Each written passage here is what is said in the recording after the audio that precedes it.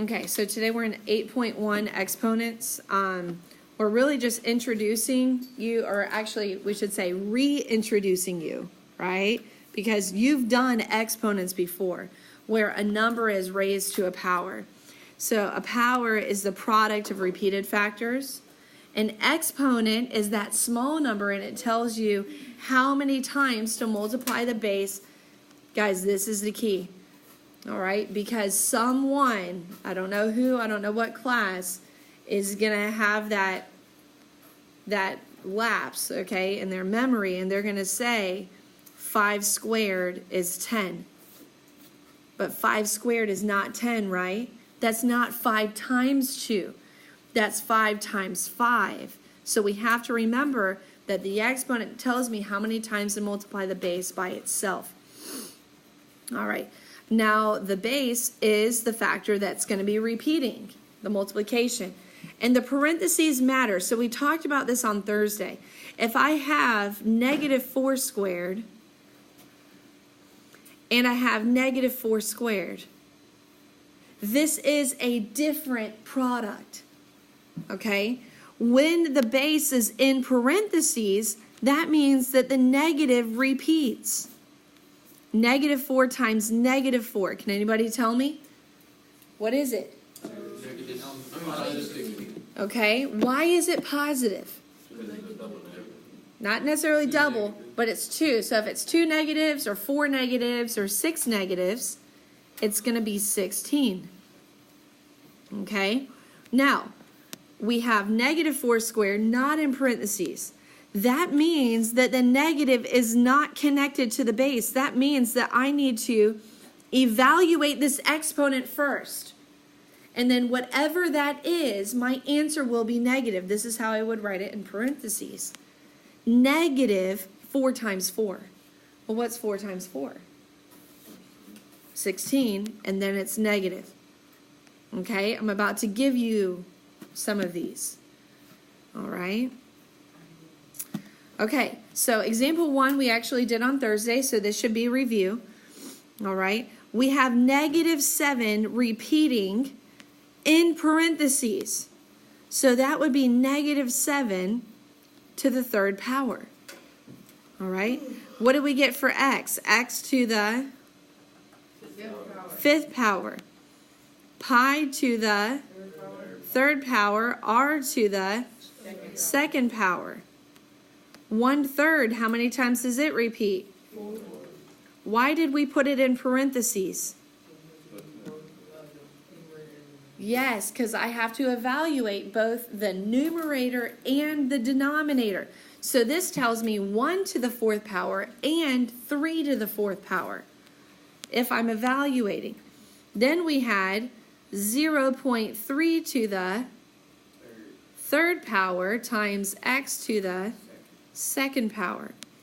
All right, and then on the last one, and you guys did really well in this, because the negative is outside, this means 7 to the 3rd power, and then my answer is negative with no parentheses. So don't just make that a habit where, oh, well, it's a negative, so I put it in parentheses. Sometimes you do, and sometimes you don't. Okay, so how do we do on that repeated multiplication? You've got like 4 or 5 problems on tonight's homework, just like this. Okay, so starting out pretty basic on your homework assignment. All right, so now let's actually evaluate. Okay, you do not have exponent functions on your calculator. All right, and you're going to have to multiply some of these by hand. Okay, if you don't know what 2 to the 4th power is and you can't do it mental math. All right, now, what do you notice here on these top 2? They're the same, but one has parentheses. One has parentheses and one does not. That means, okay, that means that negative 2, and I want you to write this, okay, is what is repeating. Oh, yeah. The exponents, I don't know why, when I transfer them over to your notes, some of them did not copy over as exponents. So just cross them out and write them as exponents. Just make sure it matches the slide. So normally that formatting is seamless, and I did not catch that some of them were not made exponents. All right, so negative 2 repeats 4 times. Okay, so what's 2 times 2? Let's start there. What's 2 times 2?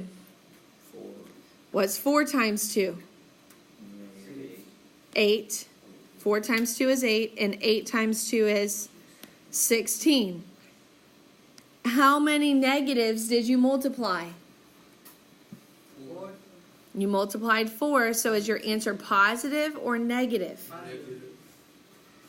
It's positive. An even number of negatives is a positive answer. All right, now I want you to practice. What does the repeated multiplication? You can go back to your notes earlier to see how I wrote the repeated multiplication when the negative is not in parentheses. Okay, go back and look. I want you to try to write this next step. Okay, go ahead and do that. Micah, how'd you write it? So I put the negative outside of the parentheses. Yep. And then I multiplied 2 put 2. Did you guys write it like this? If you didn't, you need to do it right now. There is a huge difference here. You have to understand this. When the negative is not in parentheses, it means that your answer is automatically negative. It means that it is not involved in evaluating the exponent. You just do 2 to the 4th power. 2 times 2 times 2 times 2. Then you make your answer negative. So if I were to ask you on your quiz and your test next week, write negative 2 to the 4th power using repeated multiplication, could you tell me this? Could you do it? Do you see the difference between the first two? So this one, my answer is automatically negative. Negative 16. Okay? Do you see the difference, guys? It's all about that parentheses. If it's there, the negative repeats with the base. If it's not there, that means the base is repeating, and then your answer is automatically negative. All right, 12 squared should be easy. Go ahead and do that one. 12 squared.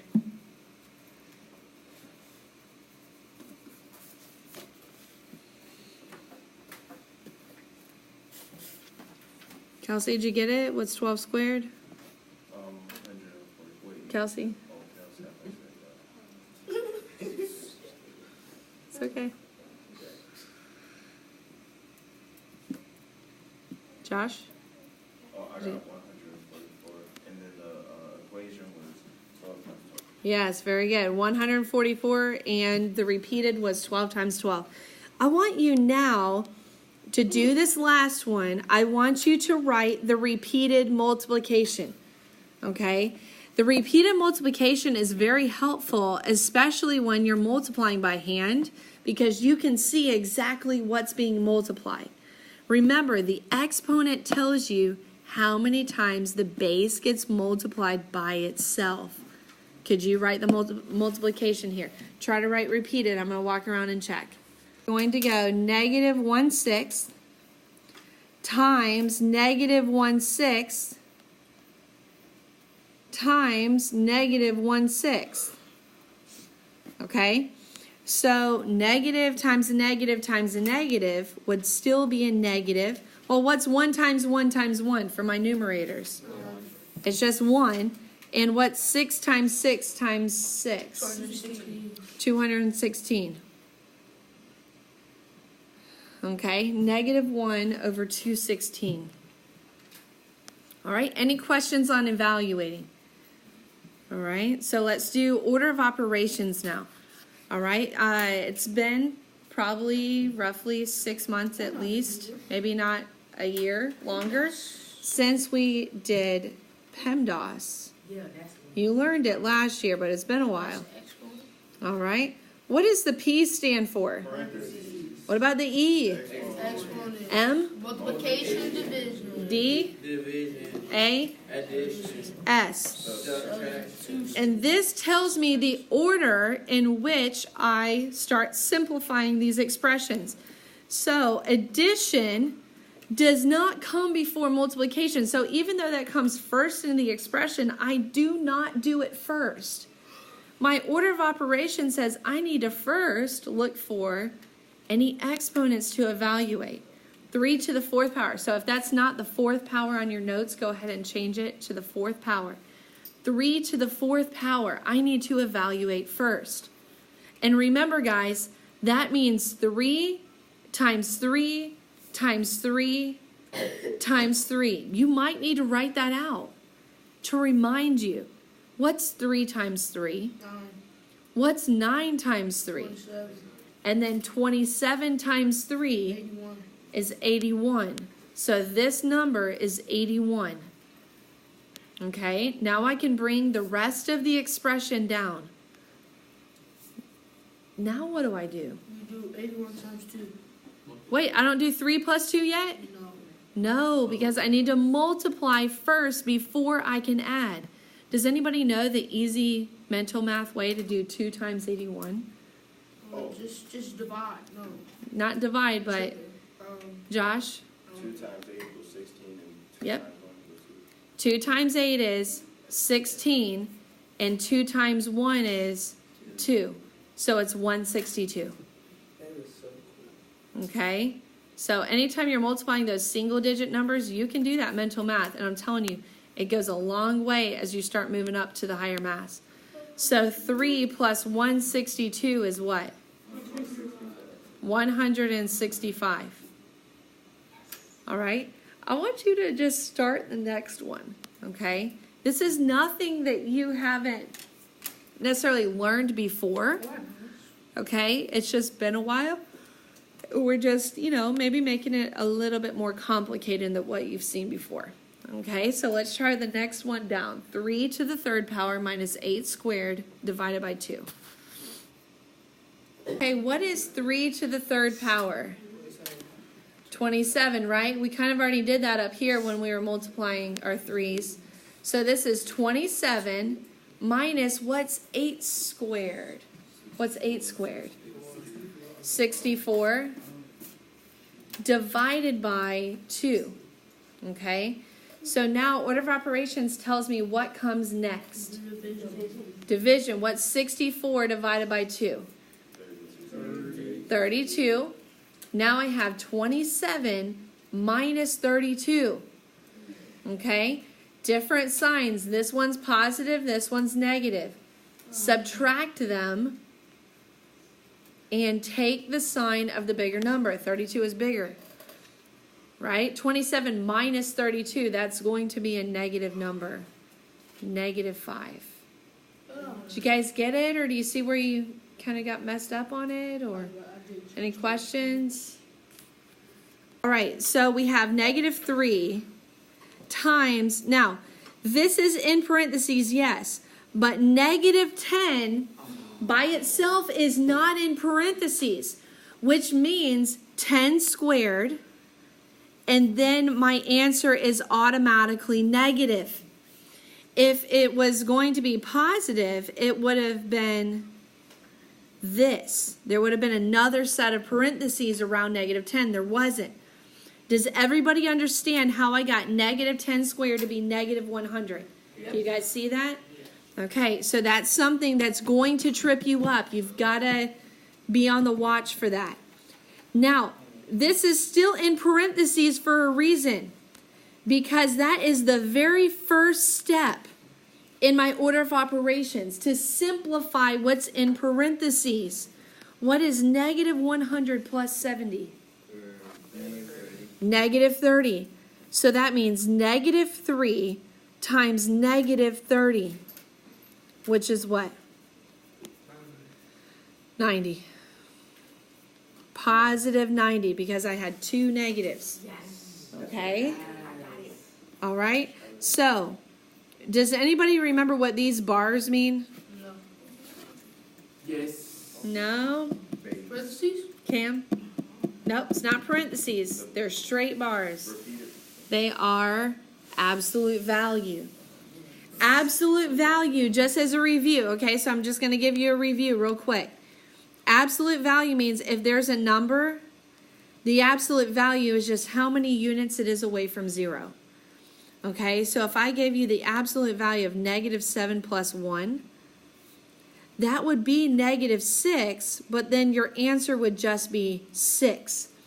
So what you do is you simplify what's inside the absolute value, but then if it's negative, when you take the absolute value, it's just that number. Okay? So now let's go back up to the problem. Okay? Negative 3 to the third power. Well, we've already done 3 to the third power. The question is it positive or negative? Negative. It's automatically negative. Why? Because my base is not in parentheses. Okay? So it's negative. What's 3 to the third power? Anybody have that memorized yet? 27. Not 0. Divided by positive 27. It's negative 1. But I got those absolute value bars. What does that mean?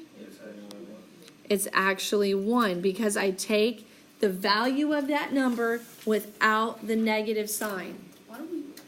Okay? What's the point of those? It's practicing a lot of concepts in there. Order of operations, exponents, simplifying in parentheses, multiplication, division. All right, it's bringing together a lot of things. Okay, example 4.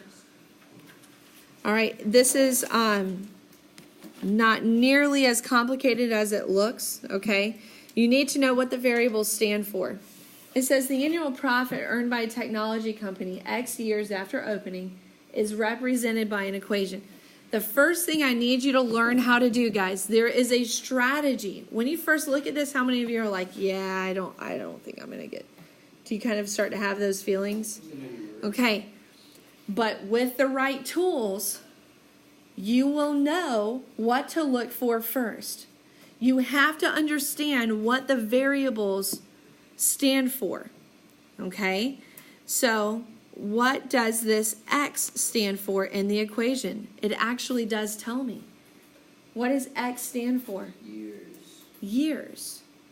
Do you see that? It says X years. I need you to be able to pick that out. Okay? What do you think P stands for? Profit. Profit. You see that? Annual profit. Profit is this equation. So here's the question. How much more profit is earned in year 5, where do you think the 5 gets plugged in, versus year 4? Where do you think that 5 is going to get plugged into the equation? Next to the 3. Like, In for which variable? Gets plugged in for X. You see that? Because that's the value. It says year 5, that's the value for X. So you plug in a 5 where the X goes. Guys, if you understand that, you'll be able to plug in any value you need to plug in. Okay? It's no longer difficult. I cannot teach you, I could not possibly teach you every scenario you'll ever see on a word problem. You have to know how to break it down. Okay? Look for what the variable stands for. So, what do you think you're going to do for year 4? Same thing, but what? Plug 4 in for X. Okay, go ahead and solve these two. All right, so we evaluate the exponent, then we multiply, then we add. Okay, so we got 125 when we did 5 to the third power. And what's 0.1 times 125? 12.5. It is 12.5. You're just moving that decimal. So 12.5 plus 3 is 15.5. Did you get it, Nick? Good. Anybody else get it? 15.5. We're going to say million. We'll assume that's in the millions. It didn't tell us, but okay. So profit in year 5, they're doing good. 15.5 million. But remember what the question is. How much more profit was it? So now I have to figure out year 4's profit. What was 4 times 4 times 4? Anybody get that? 64. And then if I multiply that times 0.1, what's happening to my decimal? 6.4.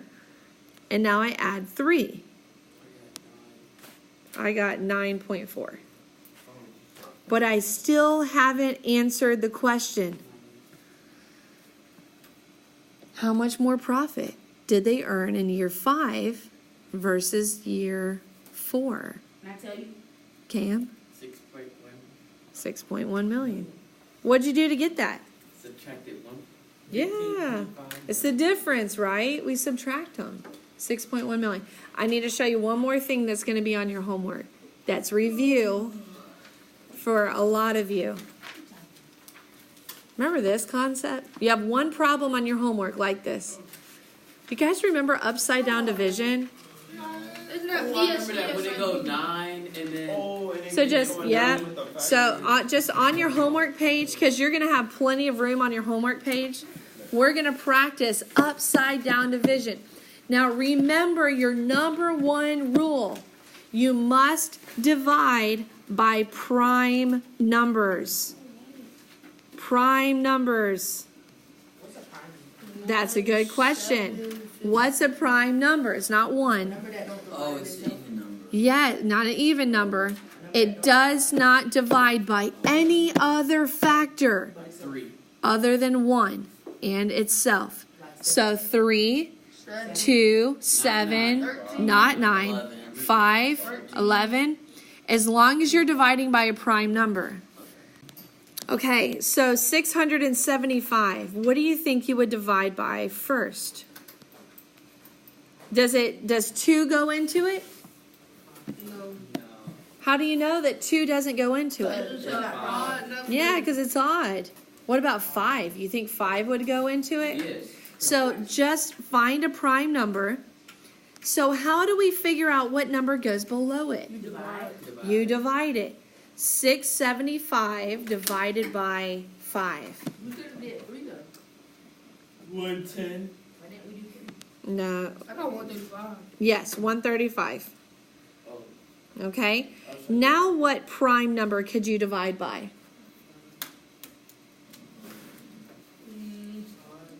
5 again. You get 27. And you get 27. Can you divide by 5 now? No.